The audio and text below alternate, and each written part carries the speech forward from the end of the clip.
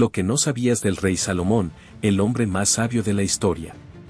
Imagina tener tanto poder que hasta la reina más poderosa de África viaje miles de kilómetros por el desierto solo para conocerte. Imagina ser tan rico que uses el oro como si fuera cemento para construir edificios. Imagina ser tan sabio que reyes y filósofos estudien tus palabras 3000 años después. Ese fue Salomón. Pero lo que casi nadie te cuenta es la historia real detrás del hombre más sabio de la historia. Y te advierto, no es lo que esperas. Porque resulta que el mismo hombre que escribió sobre sabiduría, terminó siendo destruido por sus propias decisiones. Quédate hasta el final porque voy a revelarte el lado oscuro de Salomón que nadie menciona. El nacimiento de una leyenda. Año 970 a.C. Jerusalén. Un joven está por heredar el trono más poderoso del antiguo Medio Oriente. Su padre, el legendario rey David, acaba de morir. Y este joven no era el hijo que todos esperaban que fuera rey. Su nombre, Salomón. ¿Sabías que Salomón ni siquiera era el heredero legítimo? Tuvo que luchar por ese trono. Su medio hermano Adonías ya se había proclamado rey. Hubo conspiraciones, traiciones, sangre. Pero Salomón, con la ayuda de su madre Betsabé y el profeta Natán, logró tomar el poder. Y aquí viene lo fascinante: una noche, después de convertirse en rey, Dios se le aparece en un sueño y le dice: pídeme lo que quieras, y te lo daré. Piénsalo. Si un ser todopoderoso te dijera eso, ¿qué pedirías? ¿Riqueza? ¿Poder militar? ¿Fama eterna? Salomón pidió algo que cambiaría la historia: dame sabiduría para gobernar a tu pueblo.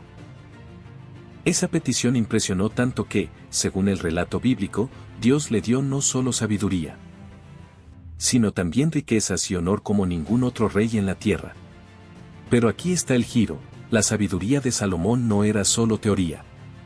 Era práctica, brutal y a veces escalofriante. El juicio más famoso de la historia. Todos conocemos la historia de las dos madres y el bebé, ¿verdad? Pero déjame contártela de una forma que probablemente nunca escuchaste. Dos mujeres llegan ante Salomón. Ambas acababan de dar a luz. Una de ellas, en medio de la noche, accidentalmente aplastó a su bebé mientras dormía. Desesperada, intercambió su hijo muerto por el bebé vivo de la otra mujer.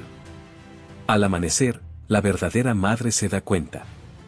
Ambas llegan ante el rey. Las dos gritan: ese bebé es mío. No hay testigos. No hay pruebas. Es la palabra de una contra la otra. ¿Qué hace Salomón? Pide una espada. Y con total frialdad dice: corten al niño por la mitad. Denle la mitad a una y la mitad a la otra. Imagina la escena. El silencio en la sala. Los guardias desenvainando la espada. El bebé llorando. Y entonces, una de las mujeres grita: no. Denle el bebé a ella. Pero no lo maten. La otra mujer, con odio en los ojos, dice: ni para mí ni para ti. Que lo partan. En ese momento, Salomón señala a la primera mujer y declara: ella es la madre. Una verdadera madre prefiere perder a su hijo antes que verlo muerto. Genialidad pura. En 5 minutos, sin tecnología, sin evidencia física, desenmascaró a una mentirosa usando solo psicología humana. Pero este es solo el inicio. Porque la sabiduría de Salomón iba mucho más allá de resolver disputas. El templo y la riqueza imposible.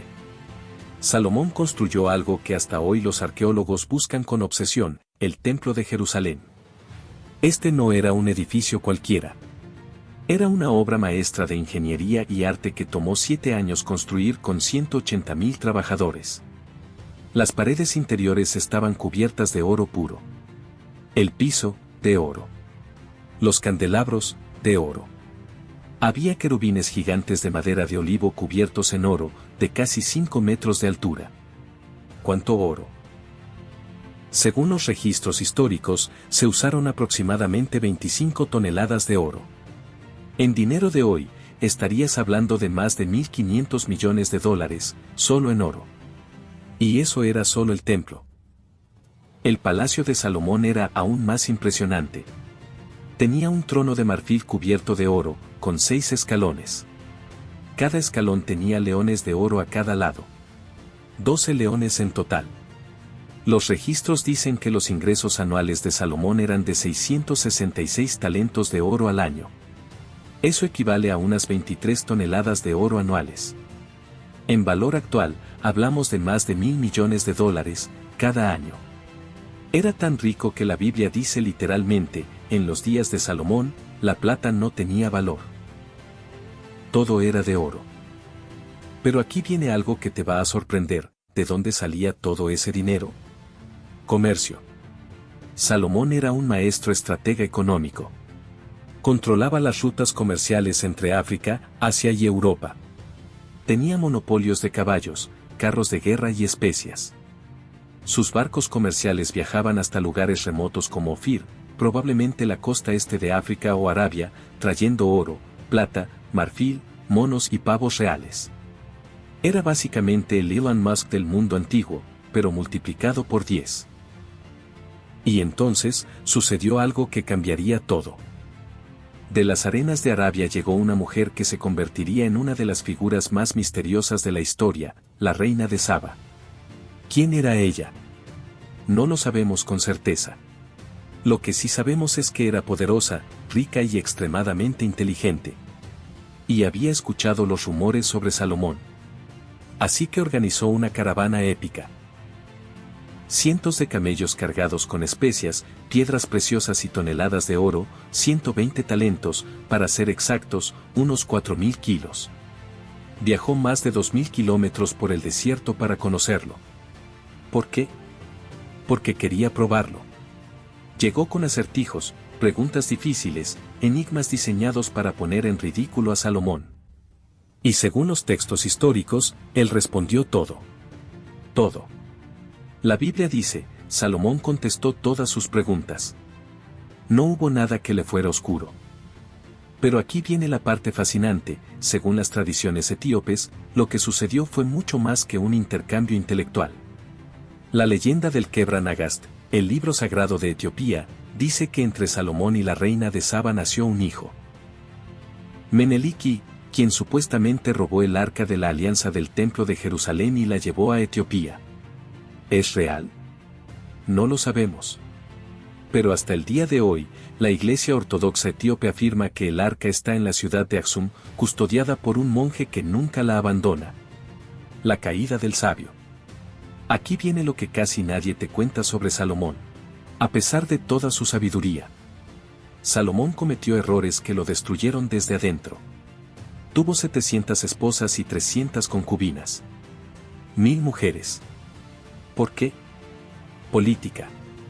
En esa época, los reyes sellaban alianzas casándose con princesas extranjeras. Cada matrimonio era un tratado de paz. Pero había un problema enorme. Esas mujeres venían con sus propios dioses. Y poco a poco, para complacerlas, Salomón comenzó a permitir cultos paganos en Jerusalén. Construyó altares a dioses extranjeros. Quemó incienso a ídolos.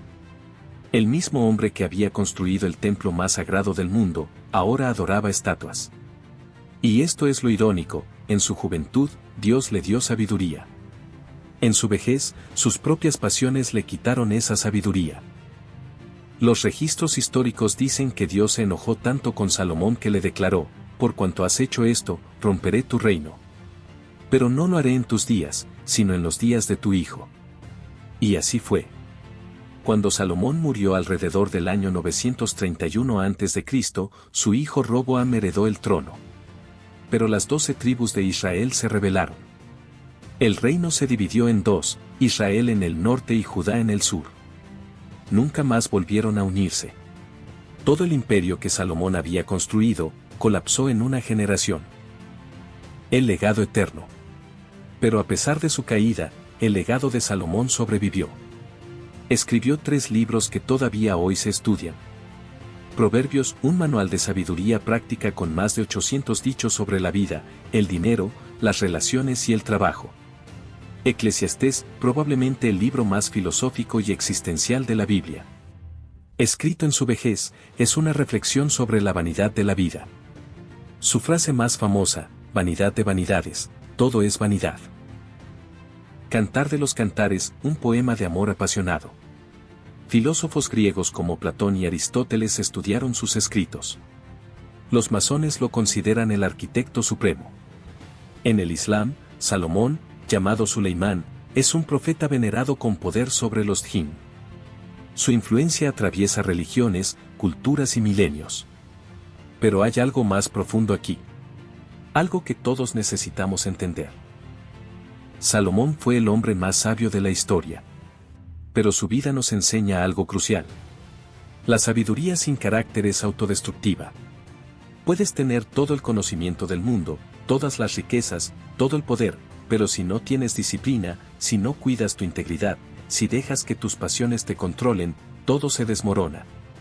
Salomón empezó pidiendo sabiduría y terminó arrodillado ante ídolos. Y esa es la advertencia más poderosa de su historia. Porque no importa cuánto sepas. Importa lo que haces con lo que sabes. Salomón lo tenía todo, y lo perdió por no aplicar su propia sabiduría. Entonces, déjame preguntarte algo antes de irte. ¿Qué estás construyendo en tu vida que podría destruirse por tus propias decisiones? Piénsalo. Y si esta historia te hizo reflexionar, dale like, suscríbete y compártela con alguien que necesite escucharla. Porque la historia de Salomón no es solo historia antigua. Es una advertencia para todos nosotros. Nos vemos en el próximo video.